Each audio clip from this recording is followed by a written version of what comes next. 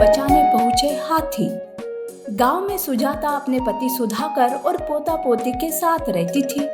सुजाता ही अपने पोता पोती का ध्यान रख रही थी। उनका जीवन जैसे तैसे गुजर रहा था।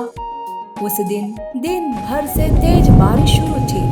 रात हो गई पर बारिश रुकने का नाम ही नहीं ले रही थी। चारों तरफ काला अंधेरा और बाहर से लोगों के चिल्लाने की आवाज आने लगती है। बचाओ बचाओ। ये आवाज सुनकर सुजाता चिंतित हो जाती है। वो अपने घर का दरवाजा खोलती है तो बाहर पानी भरा हुआ था। सुजाता के घर में भी पानी भरने लगता है। बाप रे, हमें जल्द से जल्द घर से बाहर निकलकर किसी सुरक्षित जगह जाना होगा।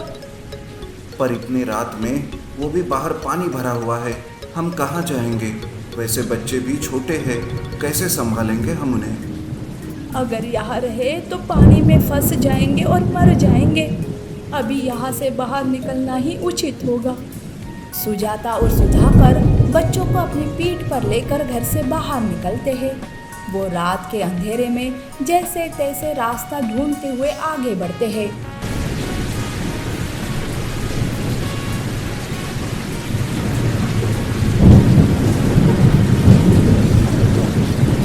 कभी कहीं फिसलन तो कभी पानी से भरे गड्ढे, पर उन सबको पार करते हुए वो आगे चलते रहते हैं। वो संभलते हुए एक सुरक्षित जगह पर पहुंच जाते हैं। वो और आगे बढ़ने लगते हैं कि तभी सुजाता कहती है, रुक जाइए, मुझे लगता है कि आगे कोई है।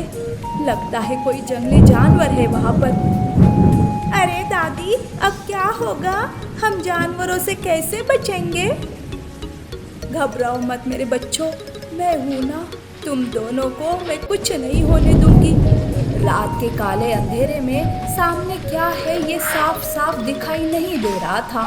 अब सुजाता अच्छे से देखती है तो उसके सामने 3 जंगली हाथी आते हैं। सुजाता का परिवार उन्हें देखकर डर जाता है। तब सुजाता हाथ जोड़कर हाथियों के सामने प्रार्थना करने लगती है, हे गणराज, हम सब पर दया करो। मैं मेरे परिवार को बचाने यहाँ आई हूँ। हमें पता है कि ये आपकी जगह है, पर बस हमें ये रात यहाँ बिताने की इजाज़त दे दो। सुबह होते ही हम यहाँ से चले जाएंगे। तब वो 3 हाथी अपने सूंड का कवच बनाकर उन चारों को बारिश में भीगने से बचाते हैं।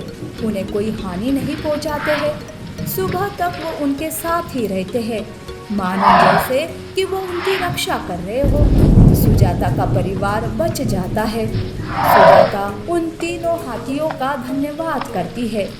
ये कहानी सिर्फ एक परिवार की नहीं है, बल्कि इंसान और जानवरों के बीच के एक अद्भुत संबंध की कहानी है। इस कहानी से हमें प्रकृति के सामने अपनी नज़दीकियों और संवेदनशीलता को समझने का नया नज़रिया मिलता है।